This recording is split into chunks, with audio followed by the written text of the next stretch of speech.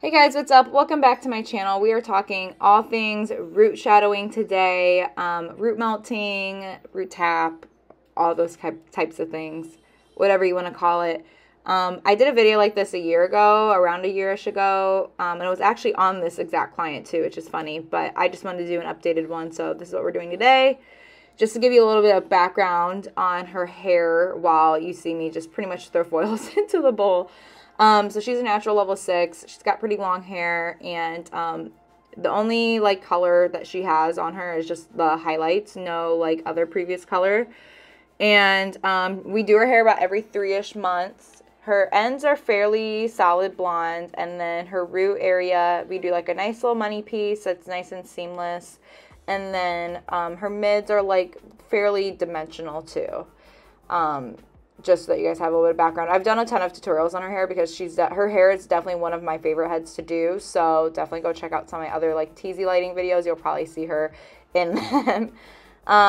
As you see right now, obviously I am rinsing out her lightener.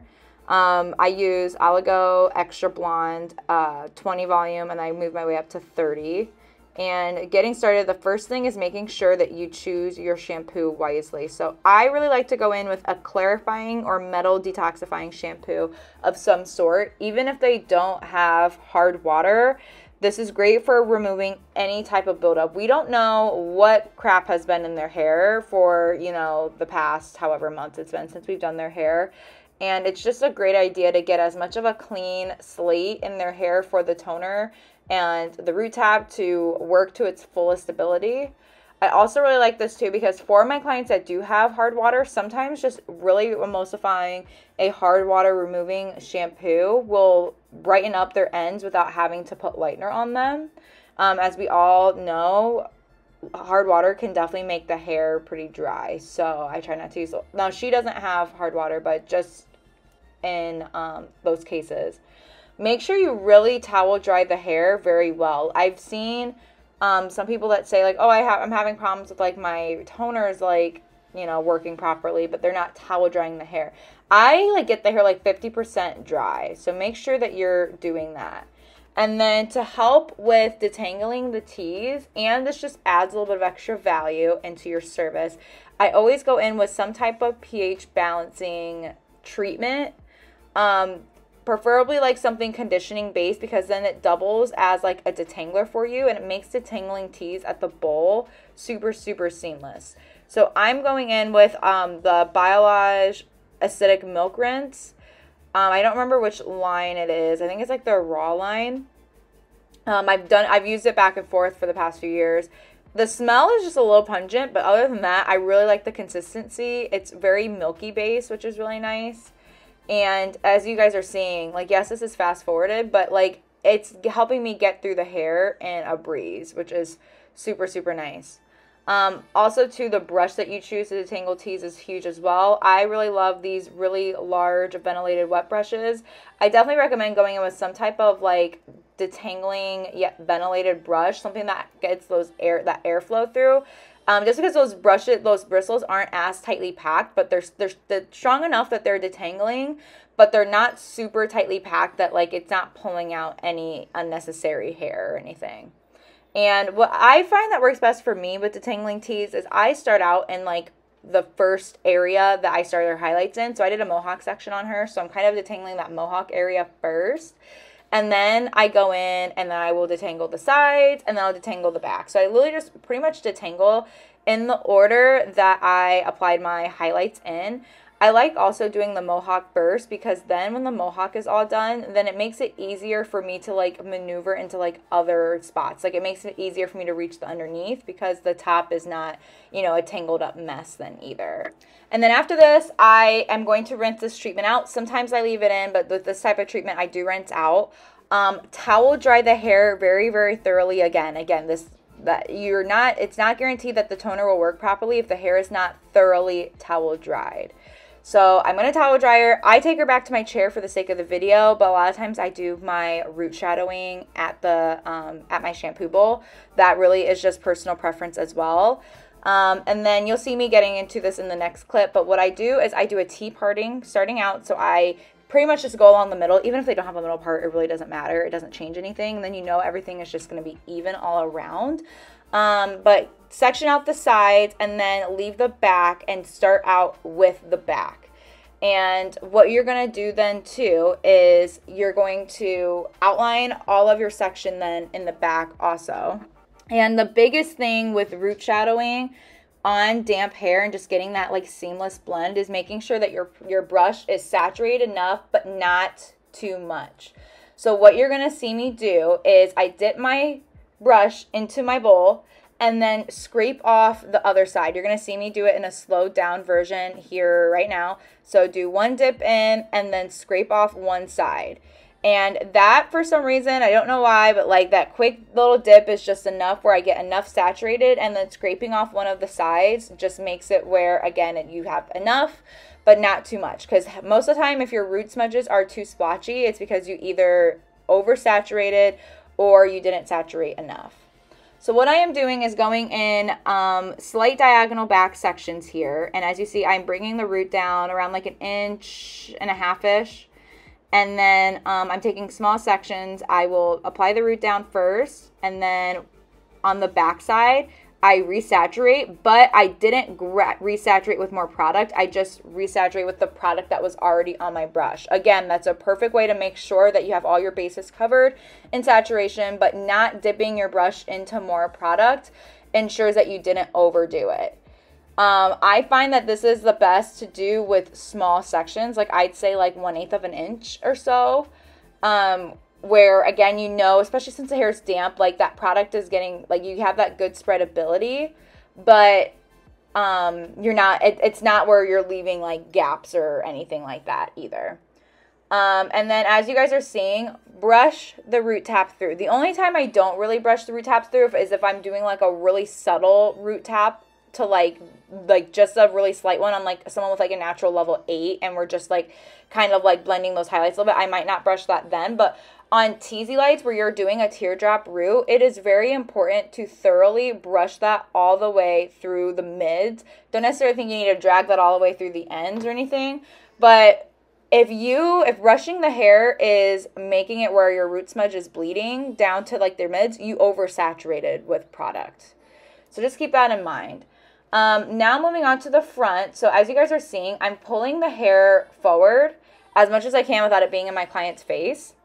And then my sectioning then for this now is I start at the apex area and I take very strong diagonal back sections, as you are seeing. So they start off kind of small here towards the apex just because there's, you know, with how the head's shaped, there's not as much hair like that. And then as I work on and it's more of a like closer to the hairline, then those sections will get a little bit wider.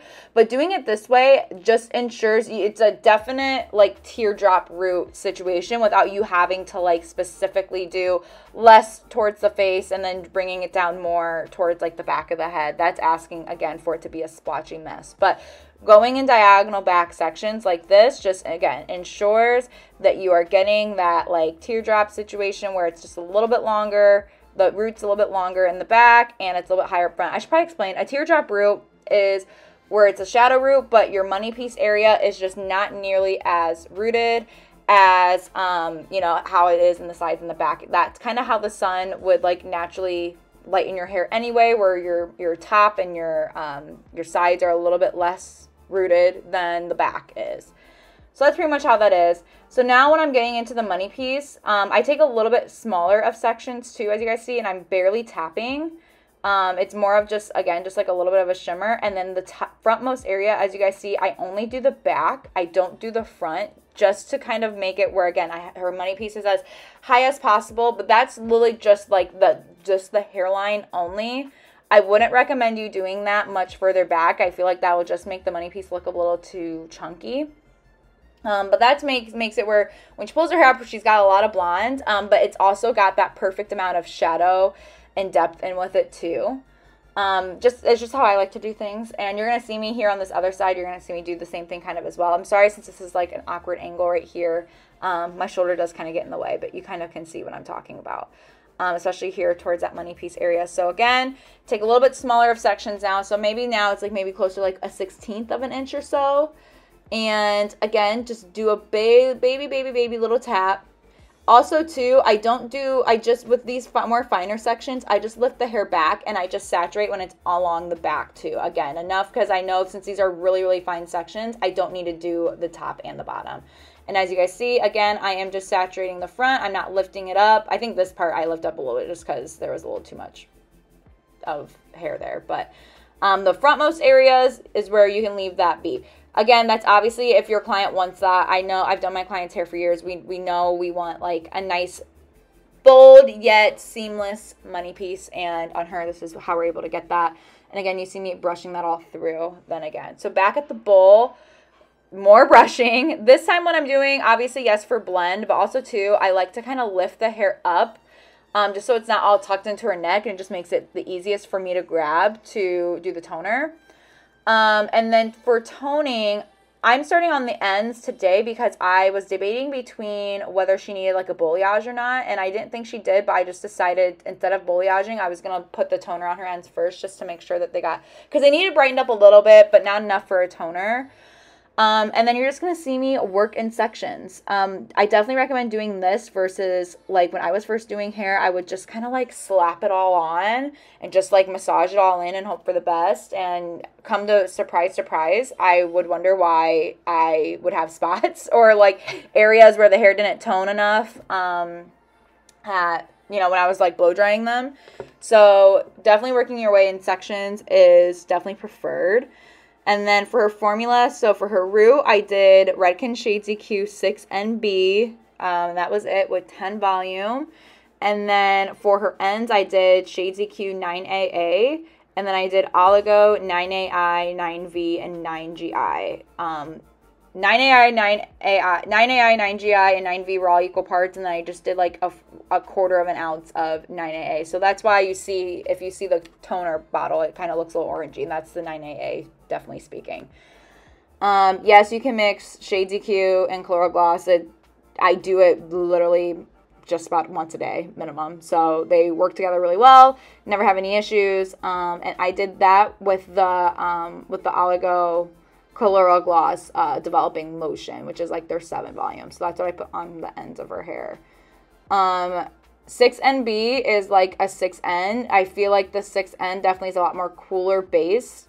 I don't like Oligo's 6NB. For some reason, it always turns out purple on my clients. So that's why I use Shades EQ, where it's like that perfect, just like natural level 6. And then we like just like a nice bright blonde on her, but isn't too ashy. It just is like nice and bright, like a very natural white kind of blonde. So that's where doing good mix of toning, yet with like color depositing between the GI and the AA. The AA really helps to like control those cooler tones and kind of helps to like fill the hair then too slightly.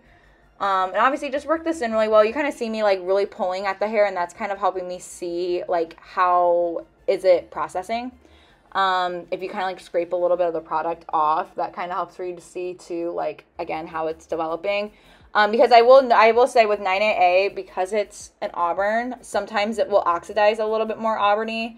But obviously that's not how it will like actually fully deposit. It just kind of tricks your eye though. So I really do recommend, if you are going to use 9AA, just to make sure that you are like really truly pulling the hair apart with the color in, making sure that it is processing the way that it should be, and you're not rinsing out too early or anything.